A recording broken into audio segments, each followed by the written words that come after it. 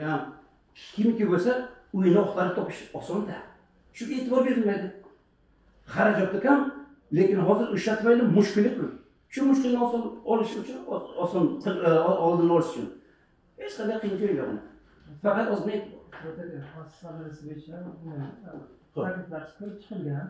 Endi mana ikkita taklifimiz amalga oshgan. Xudoga shukr, bu 3-taklifingiz masalasi ko'cha nomlari va lavhalar masalasi. 2 yil bo'ldi. Bu bo'yicha takliflaringiz kiritilgan. Endi uni ko'rib chiqib, ko'chalarni raqamlashtirish qadami bo'yicha toponomik komissiya bo'ladi.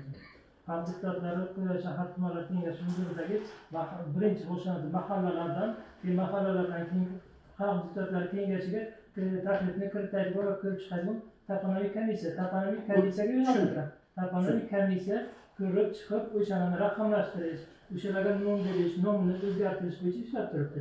Endi qaysi ko'chalar siz aniq aytsangiz, o'sha ko'chalar bo'yicha o'sha komissiya mahalladan birinchi boshlanib, mahallada toponomik komissiya ko'rib, mana shu ko'chalarda shuncha raqam yo'q degan mazmunda shahar kengashiga beradi, shahar kengashida keyin viloyatda ko'z chiqarib maslahat beradi. Ikkinchi masala bo'yicha gaz va is gazdan zaharlanish elektr masalasi bo'yicha akajon ijtimoiy tarmoqlarimizda hammasida 0.4 ham, 0.3 ham, 0.2 ham e'lon qilib bo'lgan. Kuz-qish mavsumida ishonch telefonlarimiz doimiy ishlab turibdi. Barcha kommunal tizimni xodimlarniki odamlar ishlab turibdi. Endi bunday. Bu shunchaki gap. Agariki. Xo'p, gapingizni ma'qullab, shunchaki gap. Hamma ham 104 ga, 102 ga ishi bitmaydi. Mana bunday. Agariki har bir 15 ta mahalla bormi? 15 ta mahallani ko'cha qismida katta doska bo'lsa, suvchiniki, elektr xizmatidagi gazchiniki, shu texnik xizmat ko'rsatish, xizmat qiladigan har ko'chada bor. O'shalarni, masalan, kelib odamsiz ketmaydi, qancha har bir ko'chada elektrik ustalari bor. Elektriklarni, o'shalarni ustalarni shu Gorsvey o'shalarning nazorati bilan ishga olinsa-yu, ular oila haq to'lanmaydi. Telefon nomeri berib, ularning nazorati bilan ishlanadi. Har kimga murojaat qilmaydi. Men ko'chada yuribman, odamlarning orasida yuribman.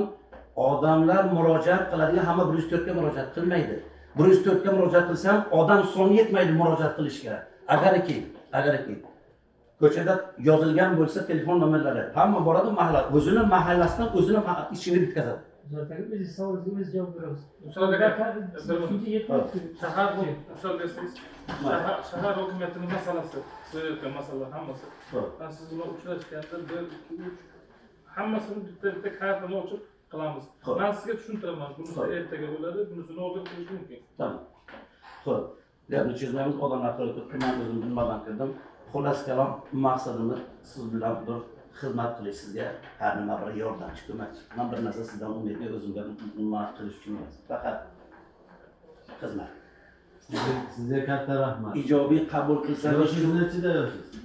men 18-yil. Yoshimni so'ramayman. 17 ni bilaman. Shu. Yaxshi. Hamma takliflaringiz o'rinda. Men sizni xatlaringizni esladim. O'qiganman. Ayniqsa mana bu nimani aytganingizdan keyin men esladim.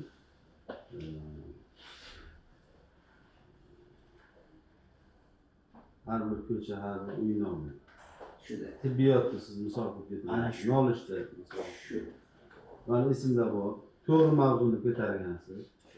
Hokimimiz ham to'g'ri aytdi. Endi ko'rib turibsiz, shahrimizda ham hali beri nima tugagani yo'q.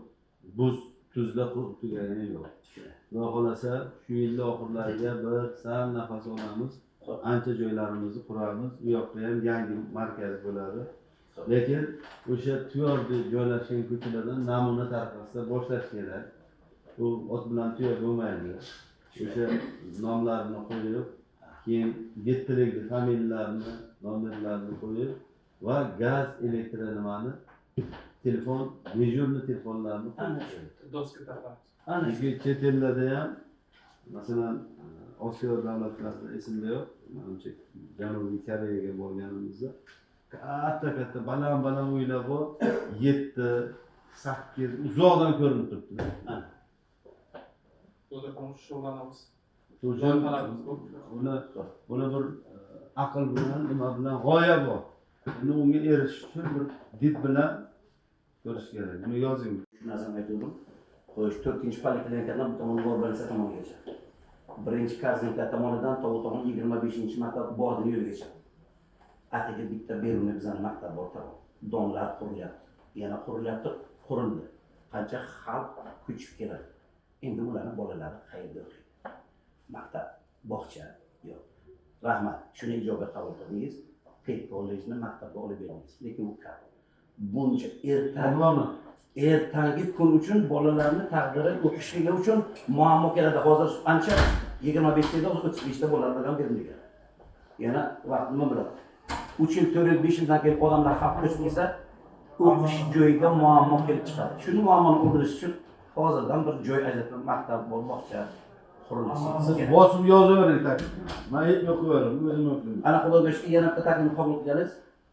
Avtoavariya, probka bo'lishini hozirdan boshlandi. 5 yil o'ldidan keyin boshni qashab qolasiz. Nima qilamiz? Probka bo'lib qoladi, muammo bo'lib qoladi deb sizga yozildi. Qanday? Nima qilish kerak? Iloji bo'lsa yer osti, bo'lmasa yer usti joylarni o'tkazish kerak. Falon. Rahmat sizga aytgan narsani qildingiz. Yer osti takliflari hammasi bo'ldi.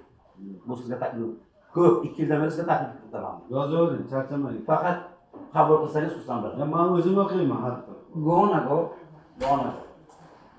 Shu yana bir fikrlar qog'ozda bo'lmaydi-yu, yuzma-yuz holatda gapirsaga foyda bo'ladi, zarar yo'q. Vaqtingizni ko'polmayman. Amin. Allohim. Xalqimizni, oqillarimizni mehribon qiling. Oqillarimizni xalqimizga mehribon qiling. Xalqimizni Buxoro shahrimizni obod qiling. Hammamizni o'zing dardimizni yetkazing va bu mehribon qilib oxirini axaytiga. Rahmat. Katta rahmat quloq solganlaringizga.